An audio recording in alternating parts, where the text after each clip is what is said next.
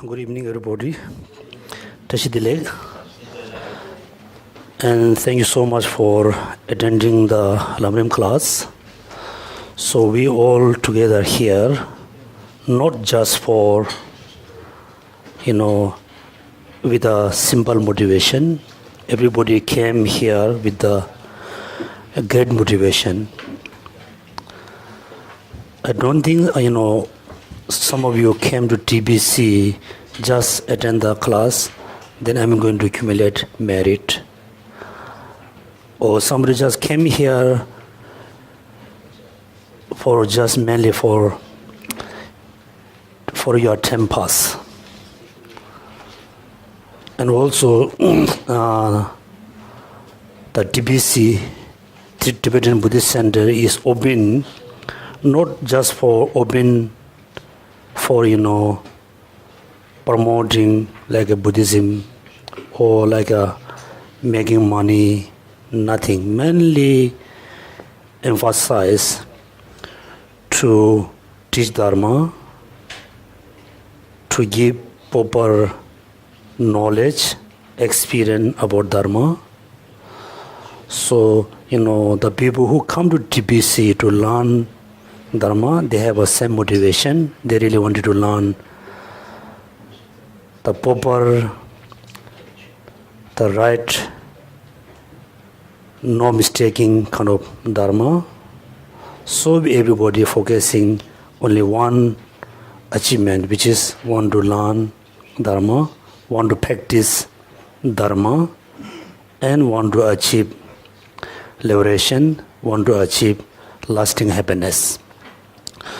In order to achieve the lasting happiness, step number one, we really have to study Buddha Dharma.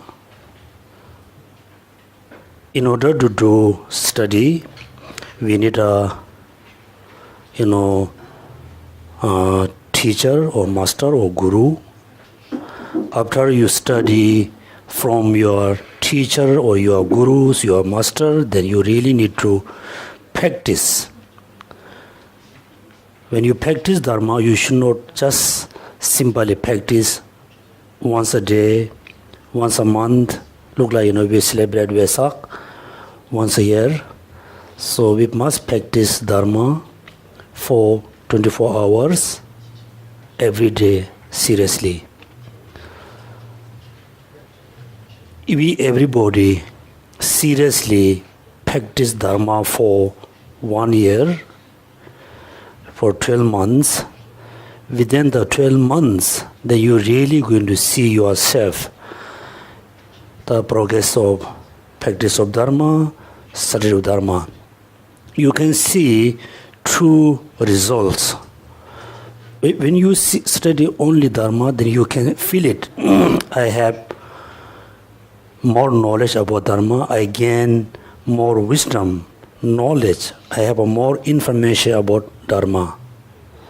It doesn't mean you practice Dharma. After you study, learn, as well practice, then you can see another consequence, another result. Yes? After practice Dharma, after practice Lamrim, I am become more calm person, more happy person, more contentment, more compassionate, less anger, less hatred, attachment, desire, less argument with your families, friends, brother and sister, co-worker. If you feel this kind of result in your mind, that means you are not just study Dharma, as well you are practicing Dharma. So important everybody learn, reflect about the meaning and practice every day. So what is the main achievement of practice of Dharma? We should not think after I practice Dharma I can make more money, I can have more friends, I can have a better, facilities. You should not think. You should think after I study, practice Dharma, I can be more happier. Finally, I will able to get out from the samsara. I able to achieve liberation, Buddhahood.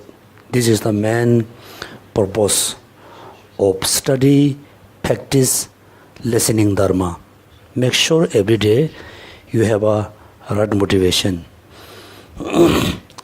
Now, so we are studying Lamrim, have been studying Lamrim for many days. So we finish kind of 2 chapters. The chapter number 1 mainly explained, introduced to us what kind of teaching we must study, practice. Then they explain all the great qualities of the Lamrim. Second, after you have the right teaching, then he explain us how we must rely on the teacher, guru and master. Then it explain in all the qualities, all the condition of the teachers, as well as all the conditions, qualities of the disciple. So when we study about them, then we can see, yes, everybody has your own guru. The guru has all the qualities which is mentioned in Lamrim based on the Indian master texts. And also when you study about the quality, the condition of disciple, then you can feel it. Yes, I have all these qualities. That means you're able to study, you're able to practice, you're able to achieve Buddhahood. And then third, after you find the qualified guru, then you need to practice Dharma. When you practice Dharma, mainly practice Dharma through meditation. Then it's explained generally how we should do meditation.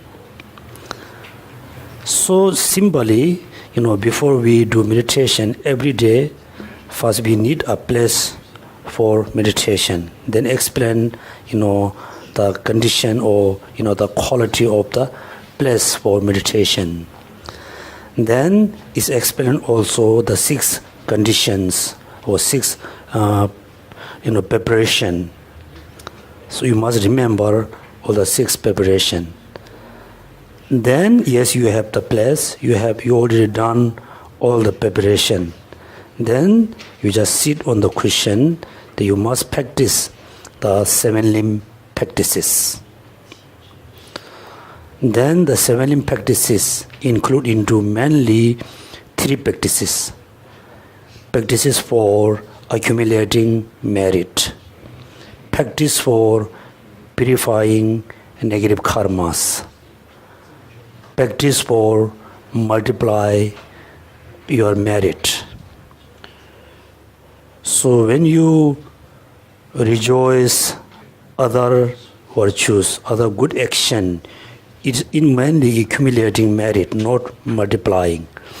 When you rejoice your own virtues, this lifetime, in the previous life, in the future life, if you do rejoicing your own virtues, is multiplying your virtues. That means the 7 limb practices include into 3 practices. 1, purifying. 2nd is accumulating. 3rd is multiplying. So why we have to practice 3 of them? The negative karma is the most great obstacle to understanding of Dharma, to understand of Dharma, to study Dharma, to practice of Dharma. That's why we have to purify all the negative karma. So when you try to purify negative karma, you must know the 4 powers. Power of the object, for example, the merit field. Also, all sentient being can be object of, power of purifying negative karma. Then power of antidotes. Then you have to do the prostration, you have to recite the mantra, you have to do chanting with the regret. Is become antidotes to purify your negative karma. The regret is the number 3. Number 4, when you really, deeply believe negative karma always give, the bad result, then you need to make a commitment. Since today, I'm not going to engage in any negative actions. So within the 7 limb practices, purifying is confession is very important. Then why we need to accumulate merit? So you should not think, if I purify negative karma, I can accumulate merit. This is 2 practices. You can only purify negative karma, or you can only accumulate merit. That means accumulating merit, purifying negative karmas are 2 different practices. So we must do both of them. Then you really need to enter into the main practices, which is the meditation. Then, general meditation, how you need to do. Second, particularly in order to practice the Lamrim, you need to practice, you need to start the practice from, the small scope being practices. So today, within the condition of meditations, so we already learn. So you you can do more you can read more about all the condition. Then, so after explaining about the meditation, there's one particular, chapter number 6, refuting the misconception about meditation. So it's mainly come from the ancient China. There's one, tradition. They said, when you do meditation, you should not have any thoughts. You just stop thinking. This is one of the misconception about meditation. But the master who said he had lot of reasonings. He said, when you have a thought, the thoughts always, focus on a object. When you fully block your air, you cannot hear the sound. When you release, you can hear the sound. Then he said, all minds must have a object. Object means you can see, you can feel, you can hear, you can touch. When you see an object, then the object you always can see as a independent phenomena. That means still he thought it's a mistake in mind. That's why he said we should not have any thoughts. You must stop to have thoughts in our brain.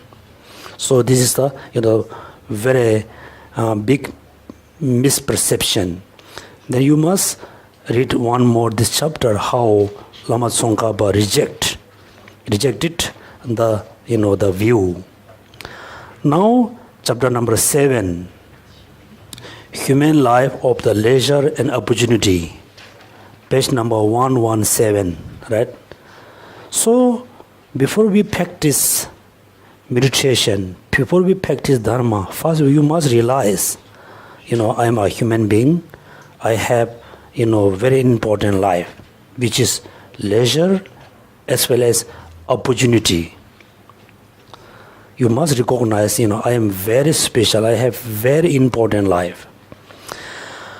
Now we go through the headings.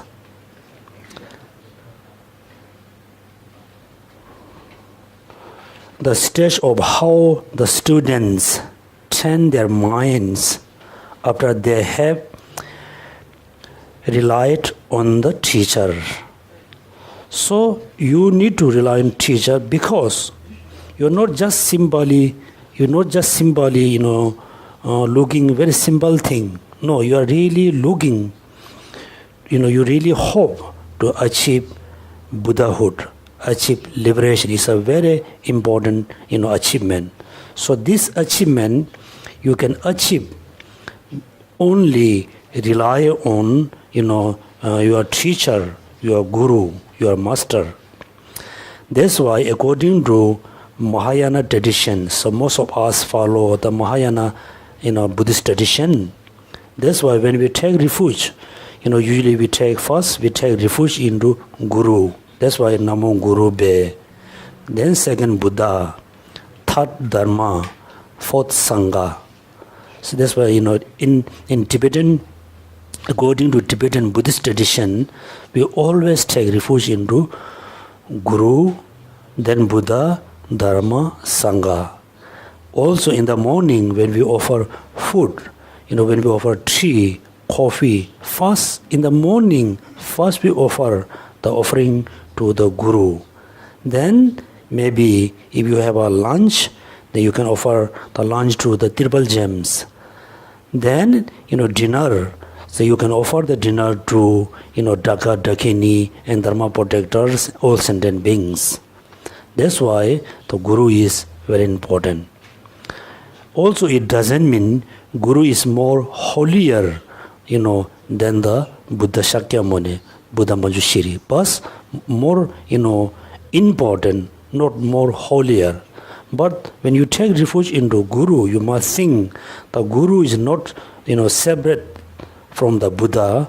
Buddha is not separate than the Guru. Actually, the Guru manifests as, the Guru manifests as a Guru. The Guru manifests as an ordinary being, mainly in order to communicate with you.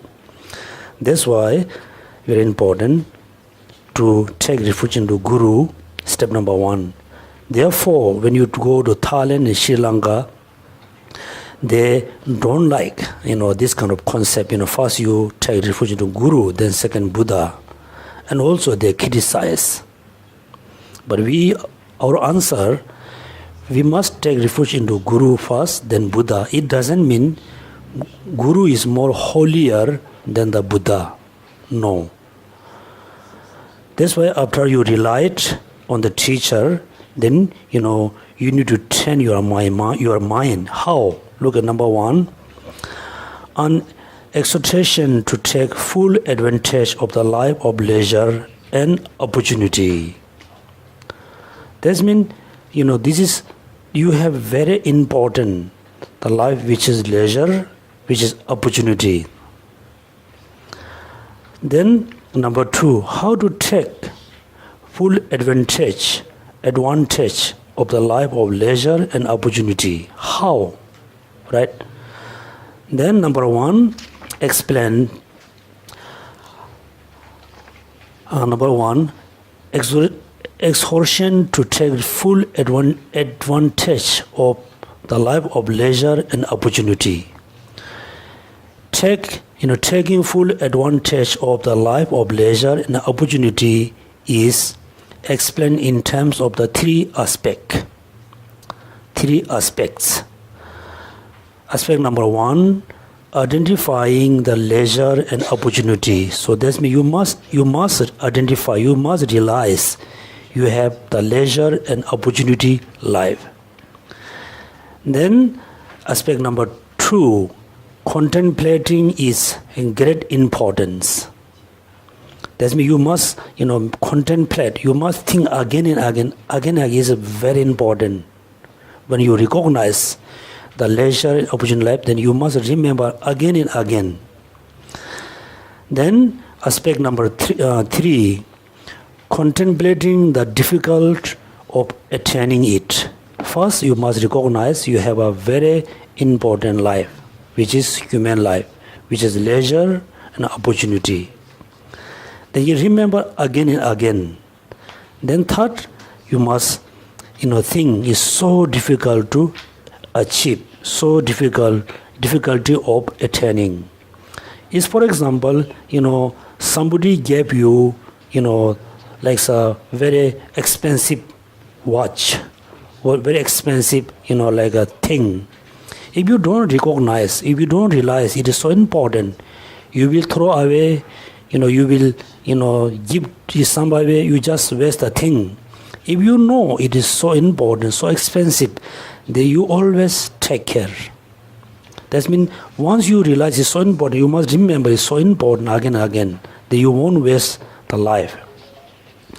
Now how we should, the identification of leisure and opportunity. That means it's a leisure. Right? Leisure means it's free from the eight. Next one, look at the through ethical discipline, you eliminate the eight condition that lack leisure, and many circumstances in a life as an animal. Through it, you always attain leisure. So we are free from the eight condition, that lack leisure. That means, so we are free from the eight condition is totally, undesirable. So now we just simply go study what are the eight condition that lack leisure. Now let's look at the sentence. Next sentence, friendly letter written by Nagarjuna. These eight conditions are stated in the friendly letter: to be born with the wrong views, or without a conqueror's word, or as animals, hungry ghosts, hell being, right? And uncultured person in the border region. So this is explained more detailedly. So this means first we remember what are the eight conditions which is lack leisure. So based on your Lamrim, can you count what are the eight? Number one, born wrong view. Yeah, born with the wrong view. Without conqueror words. Animal, hungry ghost, hell being, region, 6, stupid and person, 7. Yeah, so look at this, those are the 8, condition. Number 1, wrong view. So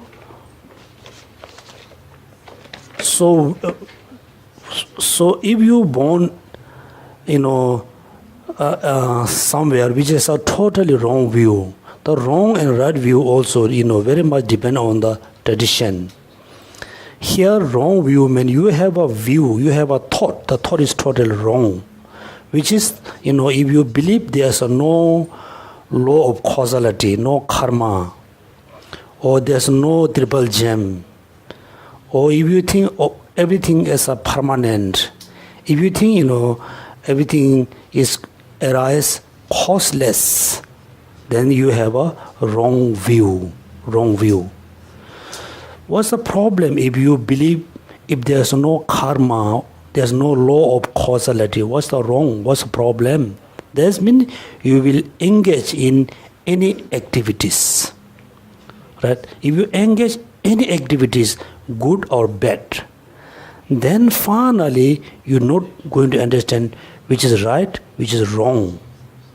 If you go through this kind of activity whole life, then there's not really good opportunity to listening, study, knowing the Dharma. So that's why, it's so important to born with the right view. Second, without a conquer words. So look, everybody, we believe in law of causality. We believe in triple gems, Buddha, Dharma, Sangha. Also, we believe next life. We believe in previous life. So we don't have the, really wrong views about karma, about triple gem, about next life and previous life. So that means you are born in the right, you have a right place. Second, the conquer what? Conquer means Buddha. So even though, you don't have wrong views, you have right views. If there's no Buddha teaching, no Buddha Dharma, you wish to eliminate all the suffering, you cannot, because there's no any, teaching, there's no text to explain how to eliminate the suffering. That's why it's so important to born where is the Buddha teaching exists. Then number 3, what is the number 3? Yeah, so now animal, hungry ghost, hell being. If you're born as an animal, hungry ghost, hell, then there's no any opportunity. Look, animal. That's why His Holiness Dalai Lama always say, we always wish all sentient being, be happy, be free from suffering. How we can, give happiness for all sentient being? So that's why His Holiness says, when we see animal, we just give simple food. We cannot do any much. We cannot do any much, right? We just give simple food, just give some kind of affection. We cannot do much. So as a human being, you can tell, you can explain which is right, which is wrong, right? Right and wrong. That's why, born as a human being, you have the opportunity to learn, listen, do study, do practice. So if you're born in the lower realms, now you know how many types of animal, hungry ghost, hell being. The next one, uncultured person in the border region.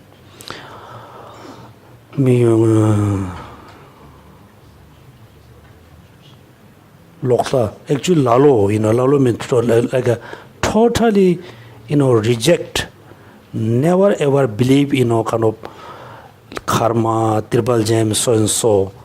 So this is a, bit, touchy kind of words. The next one, stupid and mute person, right? Even though you can see some of your, neighbors or some of your friends, they were born as a human, right? But they don't have a daily wrong views, but they don't understand Dharma. Somebody is really good to study English, math and science. When they try to do Dharma, they don't understand anything about Dharma. Even though mute, not necessarily totally, cannot, not able to speak. It can be physically mute, mentally mute. Physically stupid, mentally stupid. So that's why, so all of us, look at, we were born as a human, we don't have our wrong views, we are free from the 3 realms, we are not stupid and mute, we can understand, what, Buddha said, what all the master says. So that's why we are totally free from the 8, condition, which is totally, lack of the 8 conditions. That's mean you always feel, I am very lucky to have all this condition.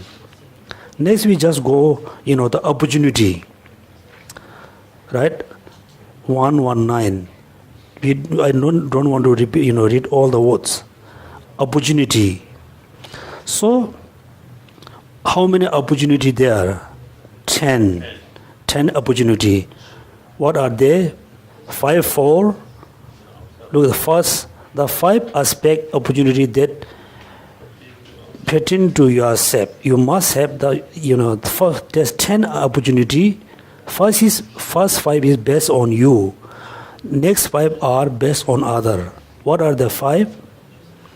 Being human, being born in the central region. 2, 3, 4, source, right? So number 1 is so easy to understand, being human. Yes, we are human being. So we were being born in the central region. The central region, it is not important to know, but there's a 2 tradition. Central region according to the geography in the ancient time. Geography. the central region, according to the, the four Sangha members, living around. So within the four Sangha members, actually, two full ordains, male and female, bhikshu and bhikshuni. Then the noble, then noble monk, and what? No, none. Actually, there's two. Somebody say, full ordains, bhikshu and bhikshuni, noble, male and female. Another tradition, full ordains, bhikshu and bhikshuni, two, then noble, then the person who has a lay person vows, genyen. There's a many, I think, a different explanation. Merely, we must have a full ordained bhikshu and bhikshuni, because we always pray, have a mega aspiration to pray, always pray to, the Buddha Dharma exists forever. When we pray for, existing for Buddha Dharma, there's a two tradition. One, mainly, the practice of Vinaya must exist, then Buddha Dharma always exists. If there's no more, the Vinaya practices, this means there's no more Buddha Dharma exists. Second, within the, Vinaya practices, if there's another, particular Vajrayana practices exist, then we can say Buddha teachings still exists. According to the history, according to the Buddha said, saying the Buddha Dharma will remain for 5,000 years, only 5,000 years. Now, 2,000, almost more than half year pass. There's now maybe another 2,000 something. Now you can see that the Buddha Dharma is slowly, degenerate. But you can see many people compared with in the past, we have more temples, we have more texts and teaching books everywhere. It doesn't mean the Buddha Dharma is, really growing.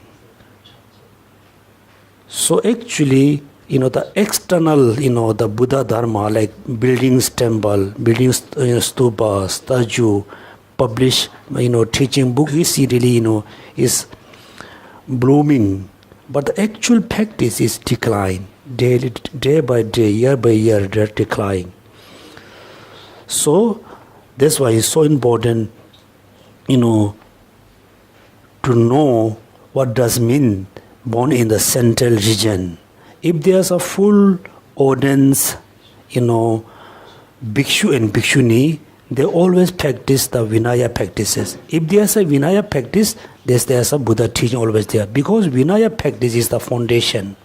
If there's no foundation, then there's no body. Then next one, having complete sensory faculties. Right? That means we must have a, complete sensory faculty. That means you have to listen. Then we need to read books or teaching texts. Then we need, most important, we need to realize the meaning. Then we need to practice. The next one, having reversible karma.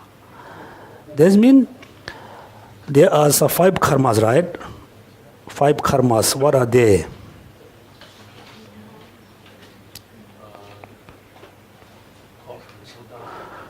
Killed the arhat, kill parent, then divided the sangha members.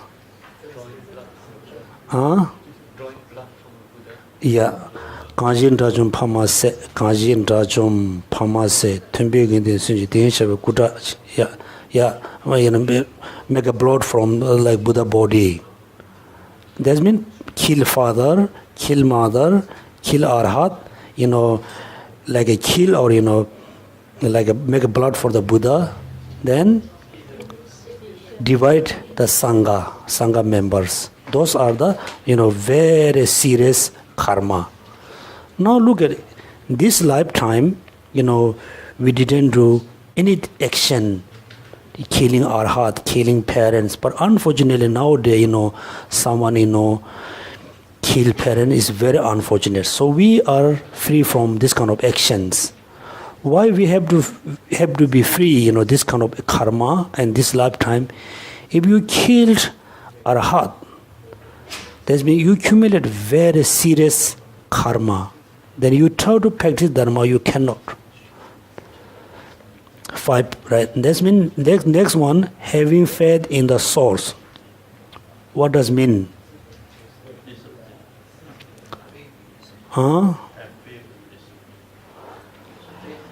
Faith in the source mean? Yeah.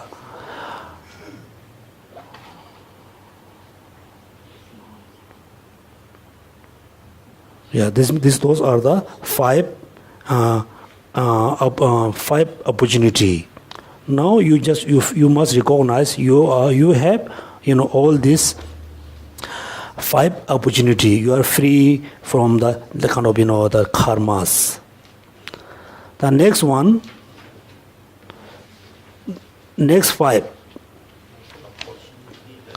The 5 aspect of opportunity the pertain to others. What are they? Visit. Number 2, that the sublime teaching is being taught. Number 3, remains. 4, follow. Then 5, others. Now, yes, you have all the the condition which is mentioned above. Even though Buddha haven't visited, for example, this world, actually according to Buddhist tradition, we believe in 4 continents, right? Also, some texts mention the Mount Meru. Somehow, we mention the 4 continents. Within the 4 continents, east, north, west, the beings who are born there, they don't have the opportunity to practice of dharma, because Buddha, never take a rebirth that kind of the continents. Because why not? Those beings, they don't have a really sense of renunciation. They don't have a really the visible, the strong suffering. They cannot understand practice Satya Dharma.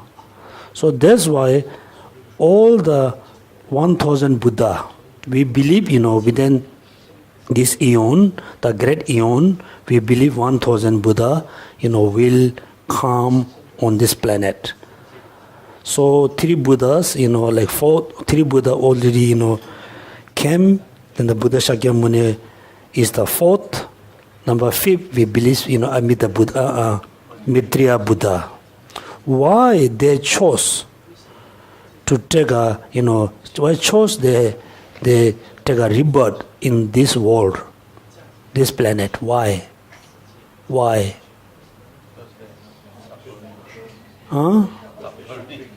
Yeah. So mainly, the main motivation, giving teaching of the Buddha, always have one motivation, wish all sentient being free from suffering, wish to achieve liberation. This is the main motivation, giving teaching, taught teaching of the Buddha.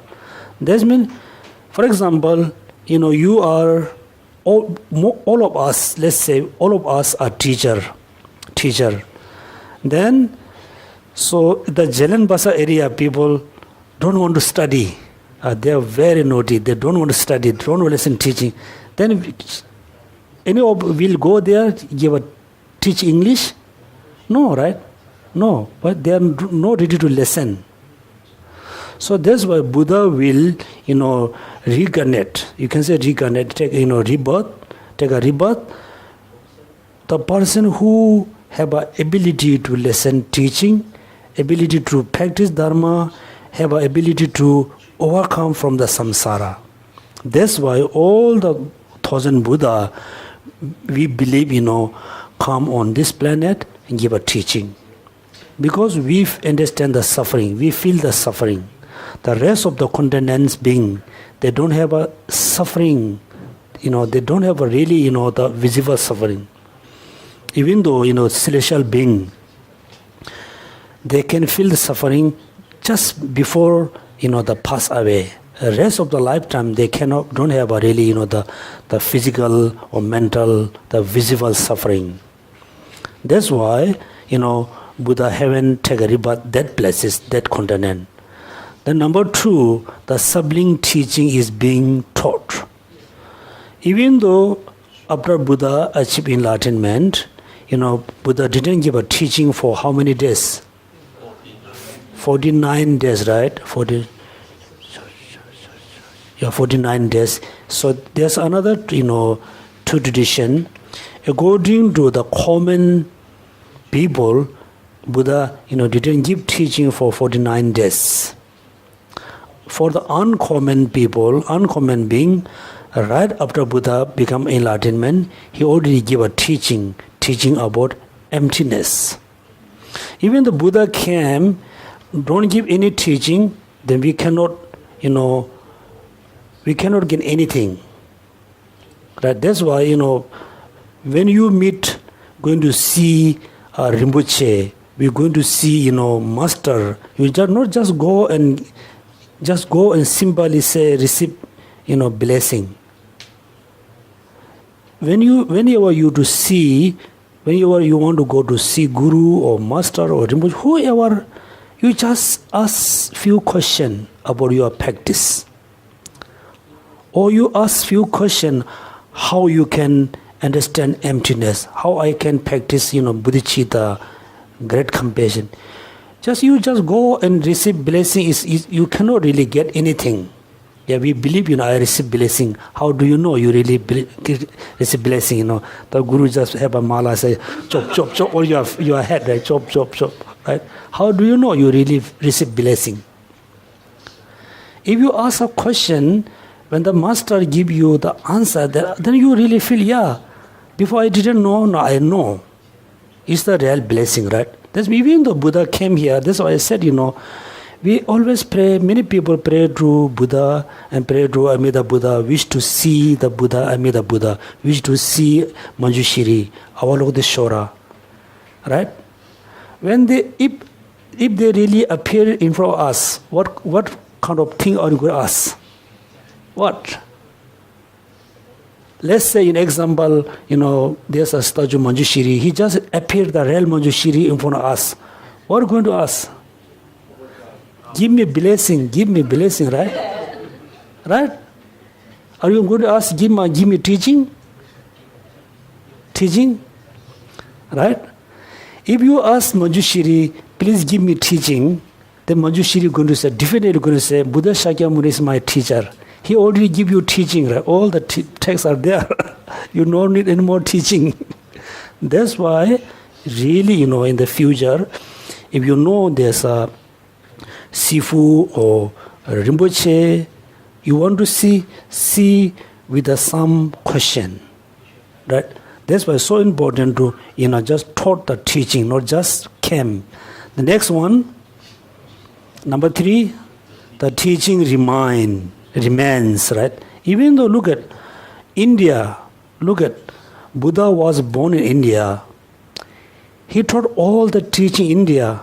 If you go nowadays, there's no any really, the Buddhist place you can learn Buddha Dharma in India at all.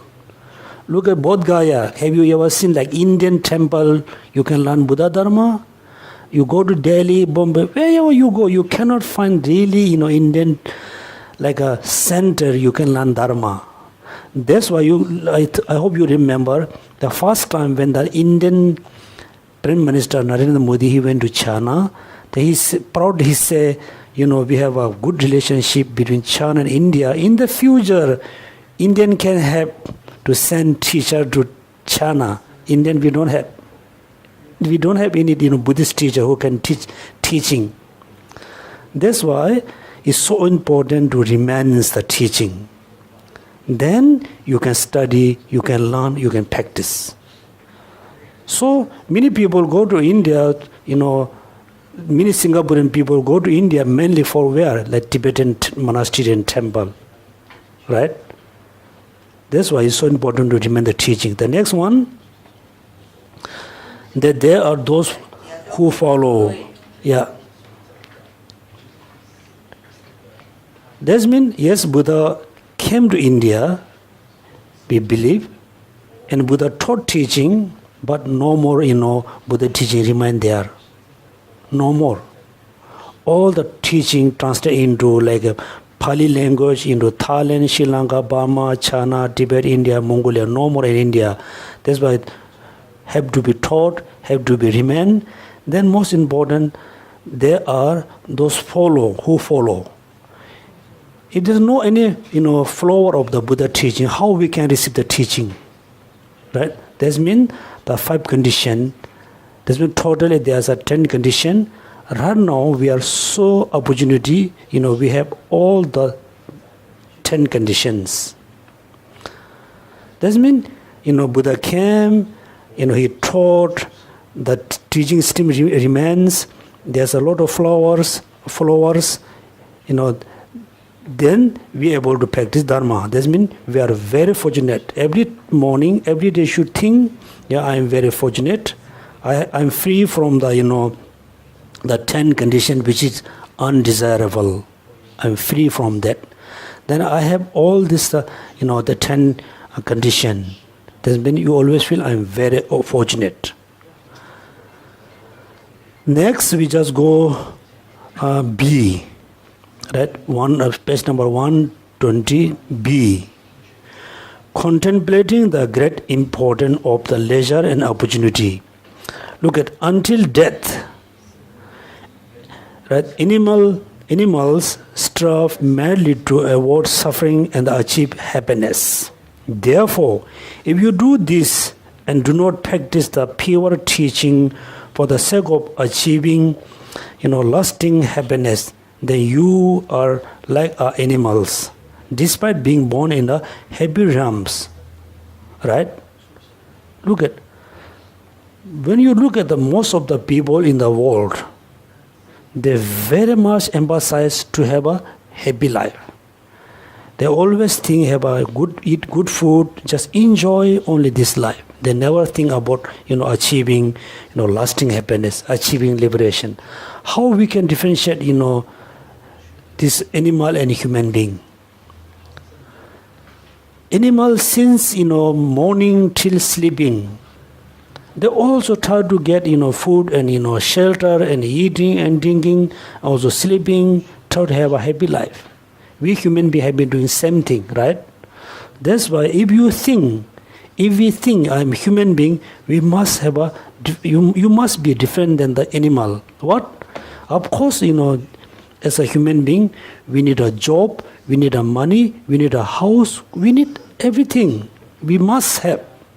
If you only attach only this lifetime, only thinking only this life, then it's a very great loss, will be very great loss. Because even though normally, people, when you receive your monthly salary, I don't think you spend all money within a few days, right? You don't. You save little money in bank. You save little money in house, just in case. Why you need to save money in bank? Because you are very worried about your future, right? But we don't have a worry about our next life.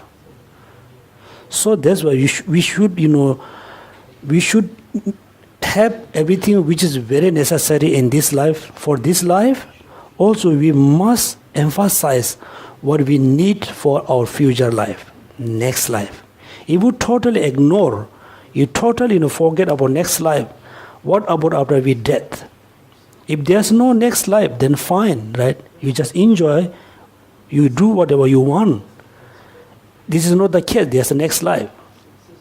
How? We should not say there's a next life because Buddha said so. We should not say, it's not the right answer. If there's next life or not, I ask you a question, everybody. Do you believe in next life? Yes. Really? How do you believe? How you can believe there's next life? Nobody had seen yet. Huh? Logic how? Huh? How no? The logic is right. Maybe the logic can be wrong. Huh? Yeah, cause and effect, how you can prove, based on the cause and effect, there's a next life. Right? That's why we really have to think very seriously about the next life. How there's a possibility of next life. How? We should not say, just said by Buddha, said by Indian master, said by my guru, said by my parents. Should not. It cannot be right reason, no good reason. That's why there's a few simple logics, which is, Chinglong says, there's a few simple logic. We said in the, Parmanavatika, also Buddha said, in the sutra,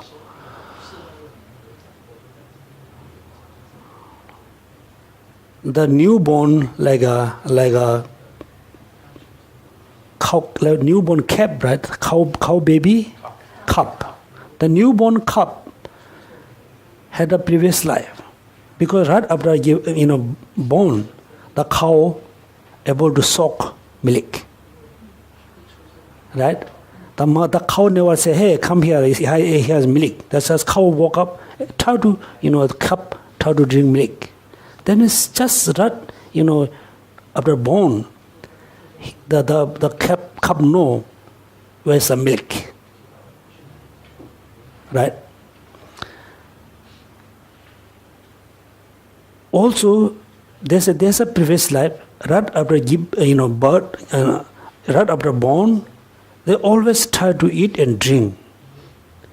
Everything happened because of the previous, imprint. Also, another important logic, I think everybody have experience. When you go to totally new place, totally new, you never been in before, like Greek, like Afghanistan or part of China, part of you never been before in this lifetime. When you reach to the place, when you look around, you feel the landscape, the culture, the language, the people are very similar with you, very familiar with you, right? You feel this kind of connection. That means you have an experience about the culture, everything. Because you are born the previous life. That means you have all the input in your mind. This is the one logic. How we can, prove there's a next life? That the simple logic, the mind, which is, with the mind with the attachment, the mind with the attachment. No, the person who, the old people, the old person, the old person close to death.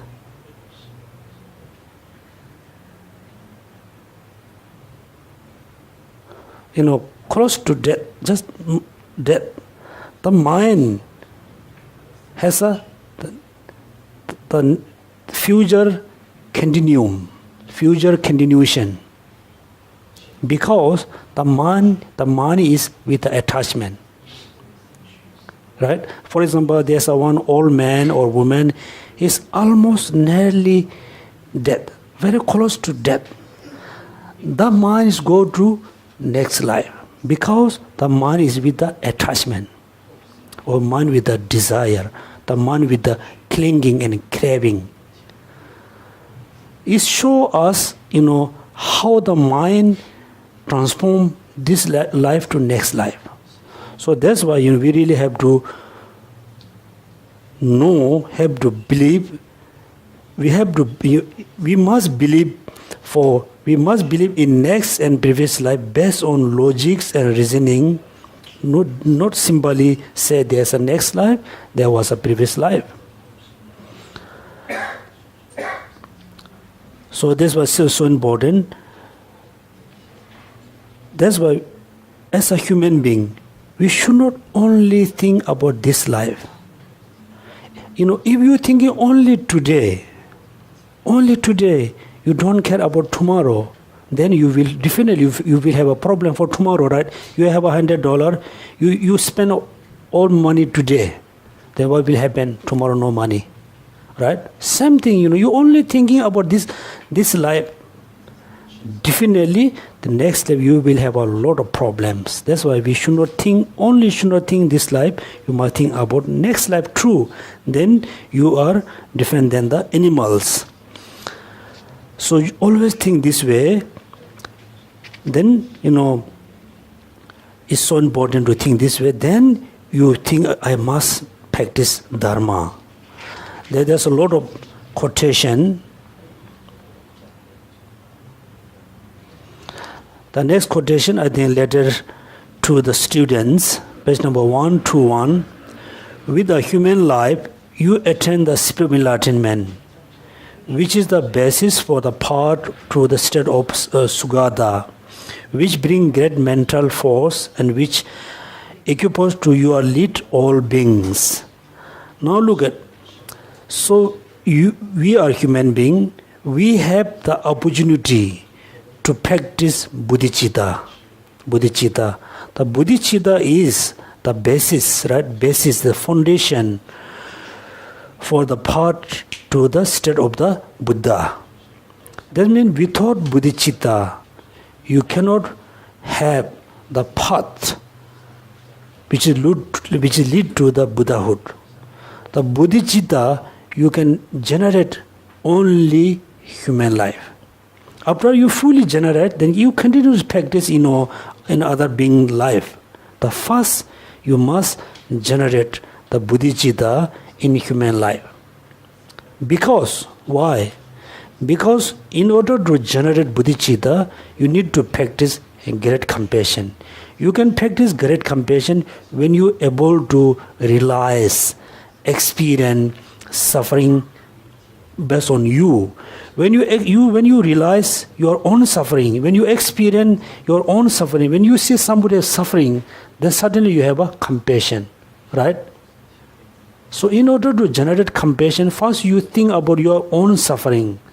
Then when you see somebody suffering, then you are able to generate compassion. Then compassion slowly you can change as a great compassion. That's many human life is so important because we are able to practice bodhicitta. Bodhicitta is the basis for the path to the state of the Buddha, which is bring the great mental force and which occupies to the lead all beings. Right? When you have bodhicitta, then you can take responsibility to have a happiness all sentient beings. That means, great mental force.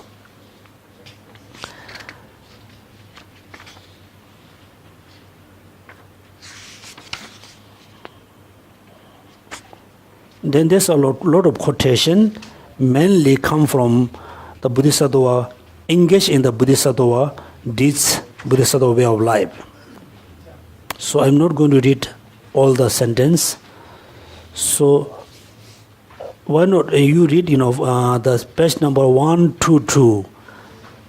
First sentence, engage in the Bodhisattva deeds state. There is. Okay, you read and you think, you don't just read. Okay.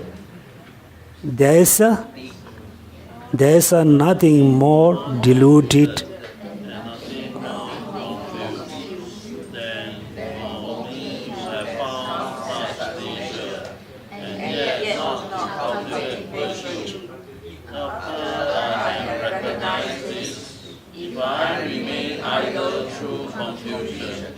Great sorrow will befall me at the time of my death. When my body rolls for a long time in the infernal fires of hell, blazing flames of unbearable regret will certainly ravish my mind. There is a rare and helpful situation. Somehow I found it by chance. If despite my intelligence, I'm drawn again to hell, and like one bewildered by romantic spell, I will have simply lost my wits. What is it within me that causes this confusion? I do not know even this. Right now, when you read the sentence number 1, look, there's nothing more deluded and nothing more confused than for me to have found such as leisure, and yet not to cultivate virtues. Yet, you have the leisure life. If you don't, cultivate any virtues, then you are totally deluded, you are totally confused. That means you're totally wasting your time, your life.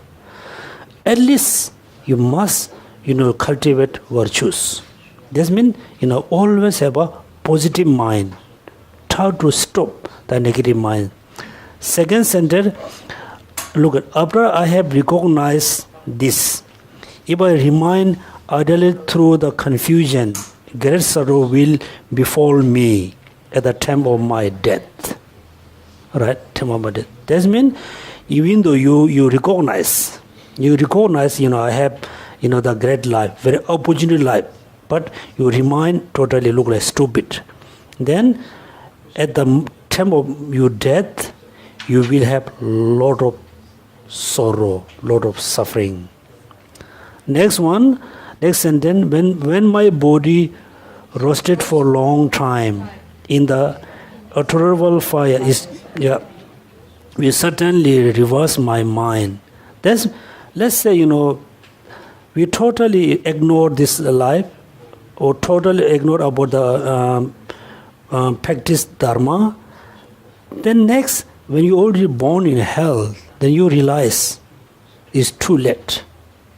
Too late. Right? Let me look at somebody think, study dharma or this kind of thing makes you scared. No, makes you aware. You give you a lot of awareness about this life, next life. If you are a very wise person, if you consider yourself, I'm a very wise person, you must think about this life as well think about next life. Mostly we think about the next life. Why? This life we have how many years? Not more than 100 years. 100 years everybody will finish. Next life is so long. Right? That's why, as much as you can, think about next life and think about after next life, do practice of dharma, do always good thing. If you always do good thing, is good for this life as well as good for next life. So that's why we should not be, deluded, we should not be confused. We do always good thing, mainly practice dharma. Again, I mentioned many times, practice dharma is not necessarily be sangha. Practice dharma not necessarily be a very serious person. Always check your mind.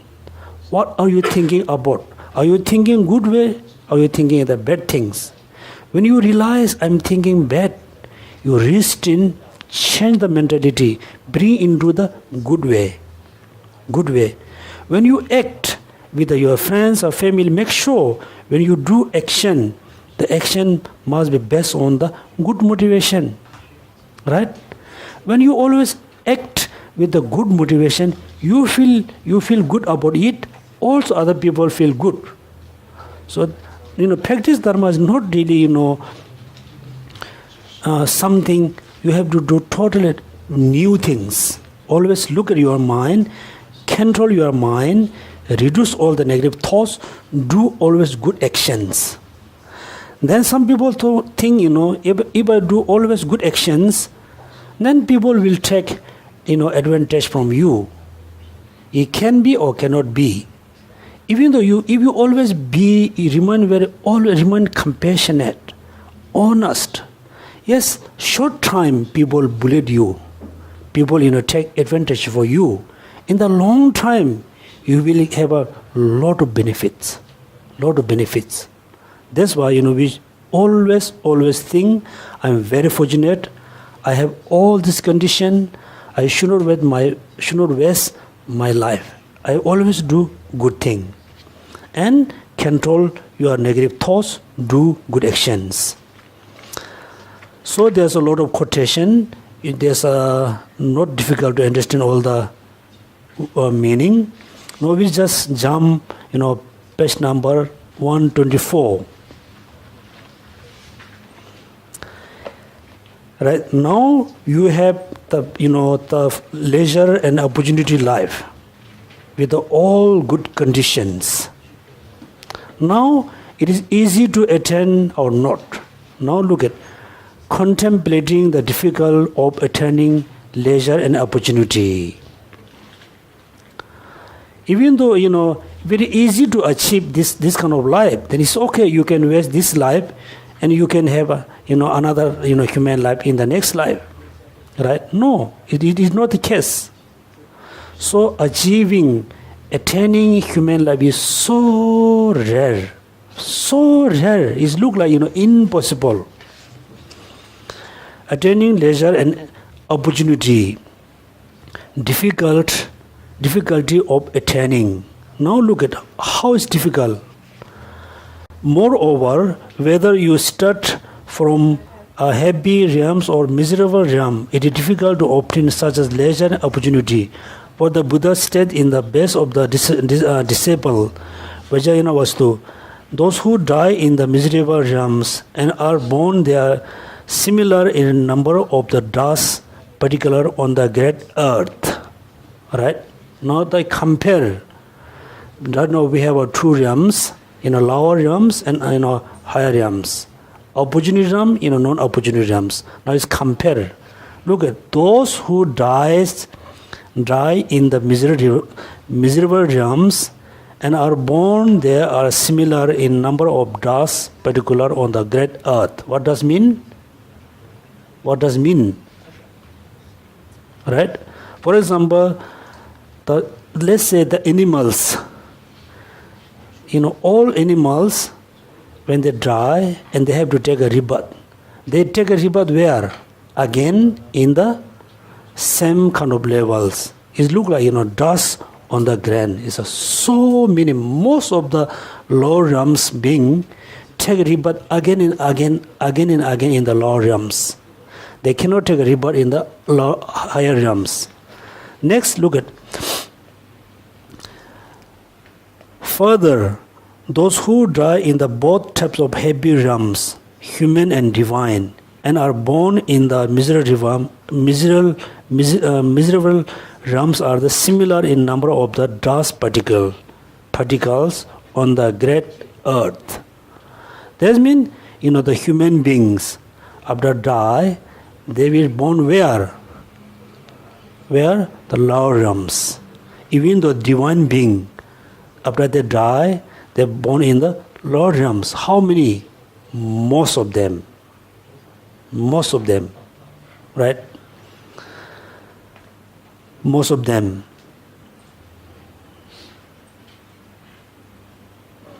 Then compare number one, look at similar number to die particle on the tip of the fingernail, right? Then when lower realms to born in lower realm is the countless, many, most of them. From the lower realms to born in the higher realm is look like, dust on the fingertip. Very little. Let's say how many people here, maybe let's say to 30 people. If we dead together today, most of you go in the lower realms. maybe most of it look like dust on the ground, right? Most of Most of. Let's say, whole human being in the world died tonight. Then maybe one or two will born in the higher realms. Higher realms, right? It's not telling the story based on the reasoning. Next, look at question: why is human life is leisure and opportunity so difficult to obtain? Why? The reply: it is because being of the heavy realms, human and the like are frequently involved as such as ignoble activities and the 10 non-virtues. Because of this, they are reborn in the miserable realms.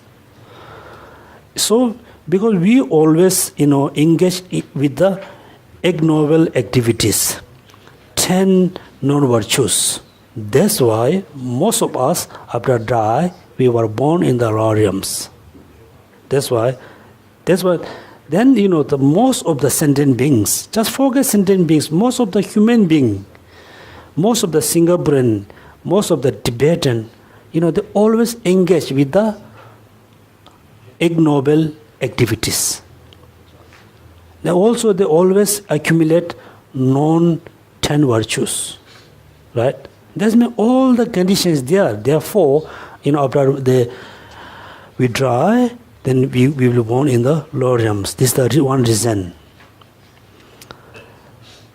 Then next one, your modesty. Not only that, here mentioned again. For instance, for even a single moment of the anger towards a Bodhisattva, you must stay for an eon in the unrelenting hell. So that's why, sometimes we thought, in my life, I didn't accumulate serious negative karma. We think about that, right? Because we didn't kill parents, we didn't kill arhat, I am not really stealing something. We think this way. Sometimes we don't know. We make angry to your friends, your family, your, brothers. We make them angry. We don't know. The person may be Bodhisattva, right? Bodhisattvas. If you make angry to Bodhisattva, you accumulate the great negative karma. Then you have to remain in the the hell, unrelenting hell for eon. That's why Buddha Shakyamuni said, we don't know who is the holy being. The holy beings look like fire underground.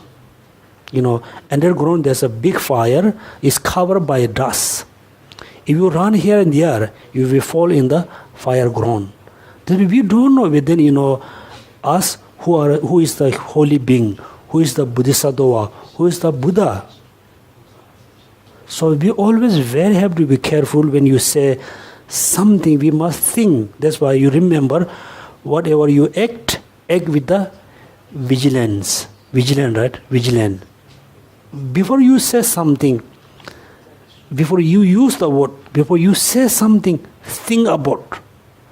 Before you start to do something, you think about very carefully, then you engage in the action.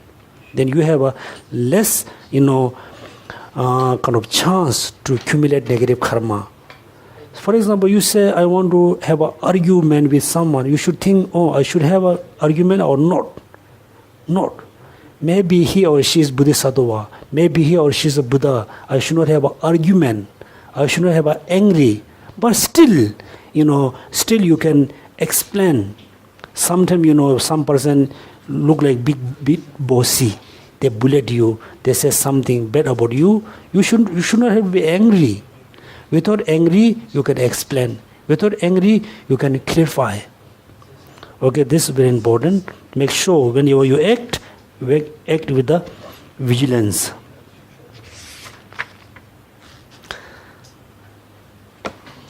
Then, next everybody read the sentence, page number 125, with the behavior such as aims.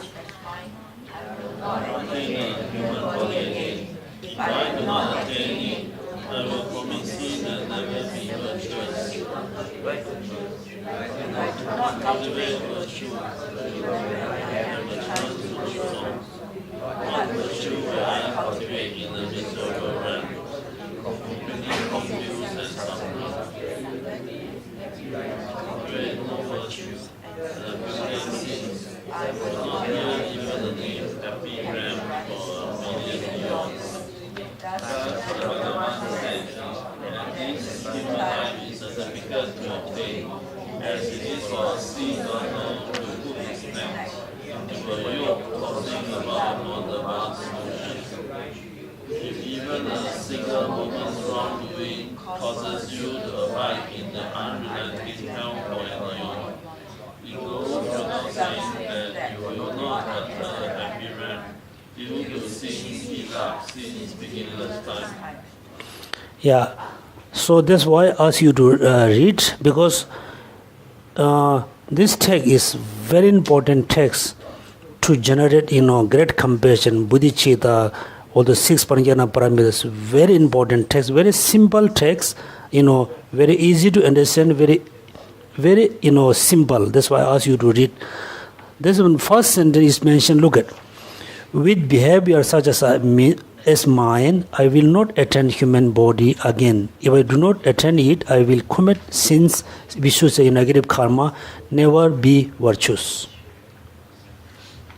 So, you already have a human being. If you look at your behavior, you're always doing bad thing. Then there's no way you can attend again a human body again.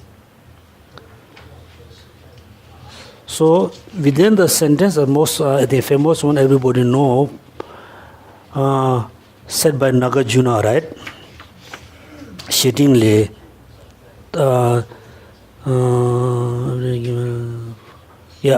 again page number 126, Nagarjuna friendly letter states, since it is even more difficult to obtain a human life from an animal life, therefore the sea turtle had to enter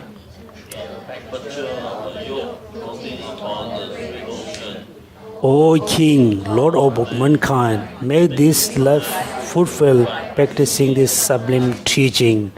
There's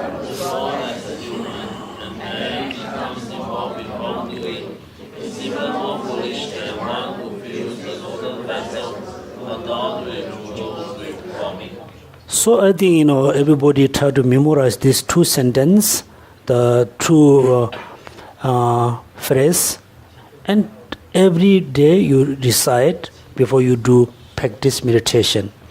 This text, particularly written by Nagarjuna to his friend king. That time Nagarjuna has a friend who are king, so king, he didn't do a lot of practice. Then he wrote this text as a letter. The first, the meaning. Second, look at.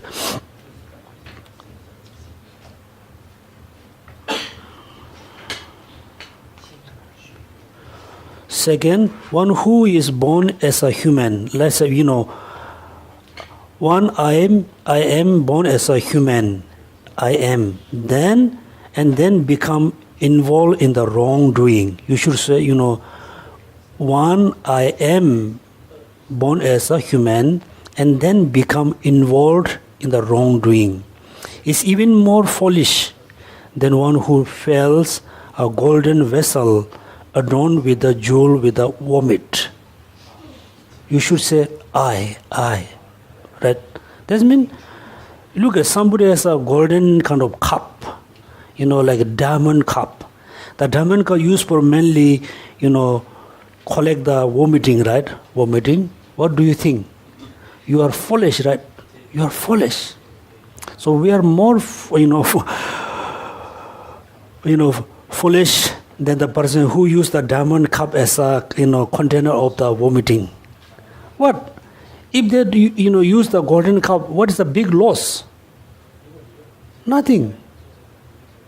If we always engage in the wrongdoing, then hundreds or millions of years, we will, we will have all this kind of problems, sufferings. So we have to stop here. As a homework, Very important. There's a. I ask you to homework next meeting, and then you need to practice teaching because okay. Yes, sir. Number 1, 2, 3, 4. Okay, page number 126. End of the phrase number 1, then 27. Number 2, number 3, number 4. Right. So you just remember the 4 numbers, and you must remember all the reasons. I need to practice the teaching. Second, the ability to practice.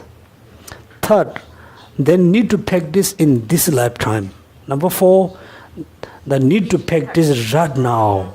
Okay, means first, I need to practice Dharma. I have an ability. I need to practice the Dharma this lifetime. I need to practice right now. You must remember 4 of them. Okay? Not only that you must remember, how to remember all the reason why you need to practice Dharma, why you have, all the ability, and why you need to practice Dharma in this lifetime, why not next life? Then why you need to practice Dharma right now? Why not tomorrow? Why not next year? You must remember all of them. Then we just study a little bit about the small scope beings. Now, we almost, enter in the realm, the Lamrim, right? Until now, first, how to select the teaching, how to select the teacher, what kind of condition you must have. Then, how you should do meditate.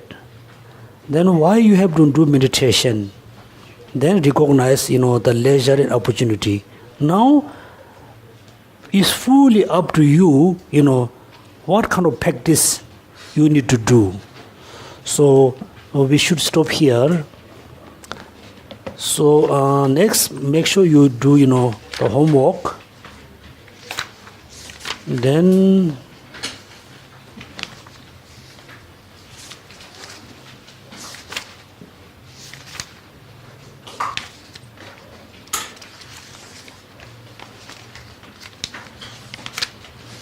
so next we will start mainly the small scope being path. Okay, so based on the homework, we spend maybe 10-20 minutes.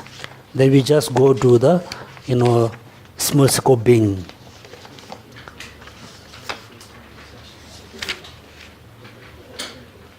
Okay, thank you. So we do the dedication prayers.